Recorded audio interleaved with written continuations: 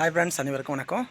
இன்றைய வெண்புலி விழிப்புணர்வு சேவையில் நம்ம காணொலிது பார்த்திங்கன்னா, இங்கே நம்ம வீட்டில் லேண்டு பிரச்சனை வந்து ரொம்ப ஹெவியாக போயிட்டுருக்குது. அது நம்ம ஒரு ரெண்டு மாதமாக அந்த பிரச்சனை முடிவுக்கு வர கண்டிஷனு இன்னும் ஒரு 1% கலவரம் ஆகிட்டுருக்குது. எல்லாமே ஆப்போசிட்டு எங்கள் பெரியப்பா வீடு. ஏன்னா சண்டை சச்சரவு கெட்ட விதத்தில் பேசலாம், கேட்க முடியல, பார்க்க முடியல. பிள்ளைங்களுக்கு வந்து சாப்பமாக விட்றாங்க. பத்தாதுக்கு நமக்கு அம்மா பிள்ளைங்களுக்கு மாற்றி போட்டு ரெக்கவர் ஆகி இப்போ வந்தாங்க. மறுபடியும் பார்த்திங்கன்னா 1 வீக் கழிச்சு சின்னவனுக்கு மறுபடியும் பெரிய அம்மா போட்டுச்சு. முன்ன வந்து சின்ன வந்துச்சு, இப்போ பெரிய அம்மா போட்டுச்சு. அந்த ஒரு டென்ஷனு. இதெல்லாம் மறுபடியும் வீட்டில் மனைவி திட்டுறான்ட்டு அதெல்லாம் ரெடி பண்ணாங்க. அப்புறமேட்டுக்கு இந்த ஆண்டை வந்து லேண்டு விற்கிற இடம் வந்து கொஞ்சம் உள்ளே இந்த செட்டு வருது. நம்ம வந்து நல்லபடியும் பிரித்து மறுபடியும் வந்து இந்த ஆண்டெல்லாம் அடித்து நாட்டுக்கோழி வளர்த்துறேங்க. கோழி இருக்குதுங்க, நாட்டுக்கோழி வளர்த்துறேங்க. ஃபுல்லாக வேறு அட்டை எட்டில் எல்லாம் கொஞ்சம் தென்னை மரம் இதுன்னு இருக்குது. இப்போ வந்து அது ஒரு கொஞ்சம் இது என்னென்னா, நம்ம லேண்டு விற்கிறதுல ஒரு 3-4 தென்னை மரம் லேண்டு வந்து வாங்குறவங்களுக்கு போவோம். இதை வந்து நம்ம பிடிங்கி வைக்கலாம். இருந்தாலும் அது ஒரு தென்னங்கன்றுங்கிறது குழந்த மாரி, ஓகேங்களா, வாழையடி வாழையாக வாழ்கிற மாரி. இது தென்னங்கன்று தான் பாருங்கள், கல்யாணத்துக்கு இதுக்கெல்லாம் வந்து கொடுப்பாங்க.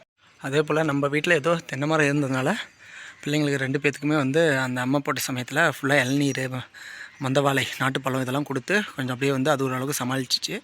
ஆனால் இப்போ சின்னவனுக்கு வந்து ரொம்ப நோய் சக்தி கம்மிங்கிறனால அவனால் வந்து பார்த்திங்கன்னா மறுபடியும் உடம்பு தாங்க மாட்டேங்குது. இருந்தாலும் நம்ம சீக்கிரம் உடம்பு தேற்றணும். இதில் நாமளும் யுனானி மருத்துவத்துக்கு போகிற மாரி இருந்துச்சு. அதுவும் நம்ம வந்து இப்போ ஒத்தி வச்சுட்டோங்க. டீம் ஒரு 2-3 பேர் வந்து போயிருக்கிறாங்க. நம்ம கரெக்டாக கைட் பண்ணிட்டேங்க. அங்கே உள்ள ஒரு சிஸ்டர் வந்து கூட்டிகிட்டு போய் எங்களுக்கு சப்போர்ட் பண்ணி அனுப்பி விட்டுட்டாங்க மாத்திரை வாங்கிறதுக்கு.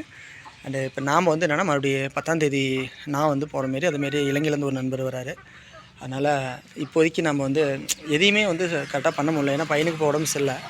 நம்ம அங்கே இருந்துங்கன்னா இப்போ எனக்கு சிரமமாக இருந்திருக்கும். வெயில் வர பொழுந்து கட்டுது. நம்மளும் அங்கே போனோம்னா சொன்ன மாதிரி கிளைமேட் சூப்பராக இருக்கும் நம்ம ஹைதராபாத்தில் ஹாஸ்பிட்டலில். ஆனால் என்ன பண்ணுறது, நம்மளுடைய சூழ்நிலை ஒன்று மாற்றி ஒன்று ஏதோ ஒன்று நமக்கு வந்து வச்சு செய்யுது. வேறு லெவலுக்கு பரவுது. அது காரணம் நல்லாவே தெரியுது. ஒன்றெல்லாம் முடிச்சுட்டு வேலி போட்டு போர் போட்டு, ஏன்னா இப்போ இந்த கூட்டு கிணறு கூட்டு தடம் இதுக்கெல்லாம் செட் ஆகலை. இதெல்லாம் நம்ம ஒன்றும் பண்ண முடியல. இதெல்லாம் நம்ம இறைவன் மேலே பாரத்தை போட்டு அப்படி ஒன் பை ஒன்னாக இப்போ பையனை வந்து உடம்பு தேற்றணும். ஏன்னா எனக்கு வந்து டக்குன்னு பிள்ளைங்க உடம்பு சரியில்லாமல் போகிறாங்கன்னாவே நான் சண்டைக்கு போயிடக்கூடாது. ஏன்னா அந்தளவுக்கு எனக்கு கோபம் வரும். சண்டைக்கு போய் எல்லாத்தையும் கெடுத்துருவேன். அப்படிங்கிறனால தான் வந்து பிள்ளைங்க பக்கம் கவனம் செலுத்துறதுக்காக இயற்கை வந்து நமக்கு அப்படி ஒரு சோதனை கொடுக்குறான்னு நான் நினைக்கிறேன். போன டைம் அப்படி தான் அளக்கும் போது 1க்கு 2 டைம் அளந்து அதுவும் தப்பாக போய் இப்போ 3ஆவது டைம் அளக்கிறதுல பிரச்சனை, விற்கிறதுல பிரச்சனை, வில்லங்கம் போகிறதோ அது இதுன்னு ஏகப்பட்ட பிரச்சனை வரப்போகுது. இருந்தாலும் அதெல்லாம் நம்ம எடுத்து ஃபைட் பண்ணி, ஏன்னா இதுமாரி போராட்டத்தை நான் வந்து இது வரைக்கும் பண்ணல. சிறுக 15 ஆண்டுகள் போயிடுச்சு. வெண்புலி எப்படி வந்துச்சு அதேமாரி இந்த சொத்து பிரச்சனை போயிட்டுக்குது. நம்மளும் நவந்து போய் வாடகைக்கு போய் பார்த்தங்க, ஆகலை. மறுபடி வந்துட்டு அமைதியாக இருந்தாலும் ஆகலை. தேடி வருது. இல்லைன்னா கெட்ட வார்த்தையை தாங்க முடியல நம்மளால். அதுதான் நல்லா சேர்ந்துட்டு துணிஞ்சு இறங்கி வாழ்வா சாவா ஃபைட் பண்ணிடலாம். நம்ம பிள்ளைங்களுக்கு ஒய்ஃபுக்கு பாதுகாப்பு அவசியம். நாமளும் வெளியே அங்கேயும் போயிட்டு வந்தோம்னா நம்ம நிலத்தை அளந்து கொஞ்சம் விற்று கையில் காசும் வச்சுக்கிட்டு ஃபுல்லாக வேலி அடிச்சுட்டு நம்ம ஒரு போர் போட்டால் வீட்டில் வந்து காய்கறி தேவையான சமையலுக்கு வச்சுக்குவாங்க. நம்ம சந்தைக்கு போக தேவையில்ல, காசு மிச்சமாக வாரத்துக்கு 500 ரூபா. எல்லாமே இயற்கையாக இருக்கும். நமக்கும் ஒரு பக்கத்தில் வந்து லேண்டு விற்றா, இப்போ நம்ம இந்த பக்கம் தான் ரோட்டு மேலே தான் விற்கிறேங்க, இந்த நிலத்தை விற்கிறேங்க. இப்போ வந்துட்டாங்கன்னா இது வரைக்கும் இங்கே நிலம் வரும், ஓகேங்களா. அப்போ நம்ம வீடு வந்து இங்கே இருக்குது. அப்போ என்னாச்சுன்னா ஒரு படித்தவங்களா நம்ம வந்து இங்கே வராங்க அப்படின்னா கொஞ்சம் நல்லாயிருக்கும். ஏன்னா அதுக்கு தகுந்த மாரி ஒரு சப்போர்ட் இருக்கும். அவங்கள பார்த்து நம்ம பிள்ளைங்க வந்து கெட்ட வார்த்தையில் ஆப்போசிட்டில் சண்டை பண்ணிட்டு கட்டிட்டு இருக்கிறத ஒரு நல்லவங்க நம்ம முன்னாடி நல்லா வளர்கிறாங்க. ஏன்னா நாம் டக்குன்னு இப்போ பணக்காரங்க ஆக முடியாது. லேண்டு இருக்குது, ஆனால் அது வந்து சண்டை சச்சரவில் போய் நம்ம இன்றைக்கி தின்னு பார்க்க முடியாத சூழ்நிலைக்கு போயிட்டாங்க, ஓகேங்களா. அதில் உயிர் போகுதா, நிம்மதி போகுதா, மன அழுத்தம், இதெல்லாம் நம்ம சந்திக்கிறத இதுமாரி நம்ம கொஞ்சமாக தான் விற்றுதான். ஏன்னா ஃபுல்லாக விற்றுட்டு நான் வர்றதுக்குலாம் வாய்ப்பே இல்லை. அந்தளவுக்கு பிரச்சனை. ஏதோ இதை நம்ம போராடி எல்லாம் காற்றுக்கு மறைஞ்சாயிரமே சாஞ்சு கொடுத்து பார்த்துட்டேன், முடியல. லாஸ்ட்டாக உடஞ்சிட்டு விழுந்து செத்தாக தான் முழுகுது. அந்த அளவுக்கு இன்றைக்கி பிரச்சனை போயிட்டுருக்குது. அதுதான் அதேமாரி எவ்வளோ பேருக்கு அப்பாயின்மெண்ட் கொடுத்துட்டு யாரையுமே மீட் பண்ண முடியல. ஃபோன் அடிச்சுட்டு இருக்கிறீங்க, வந்துட்டு ஃபோன் அடிக்கிறீங்களா, இல்லை வரதுக்காக ஃபோன் படிக்கிறீங்களா, எதுவுமே என்னால் பண்ண முடியல. அப்படியே காலம் விரும்பியில் போயிட்டுருக்குது. நான் ஹைதராபாத் போய் இப்போ இன்னும் அடுத்த 10ஆம் தேதினா இந்த வாரம் இல்லாமல் அடுத்த ஞாயிற்றுக்கிழமை இன்றைக்கி போயிருக்கணும். அங்கே இருப்பாங்க ஹாஸ்பிட்டலில், அது மிஸ் ஆகிடுச்சு. ஞாயிற்றுக்கிழமை வந்து நம்ம டீம் மெம்பர்ஸ் மறுபடியும் வந்து கிளம்புறேங்க. அதுக்குள்ளே பையனை வந்து உடம்பு சரி பண்ணிடணும். தம்பிக்கு வீட்டில் சந்தியாவுக்கு ஒரு ஏதோ டிவி செக்ஷனாச்சும் ஒரு 10,000 போய் டிவி போட்டு வாங்கி கொடுத்துட்டு போகணும். இல்லைனா இப்போ வண்டி பிள்ளைன்னு இருக்குது, ஆனால் இங்கே கிராமம் லேடிஸு சந்தியா ஓட்டுவா. ஆனால் கொஞ்சம் அது இதுன்னு மெட்ரா 2வது பைக், அது வெயிட்டு.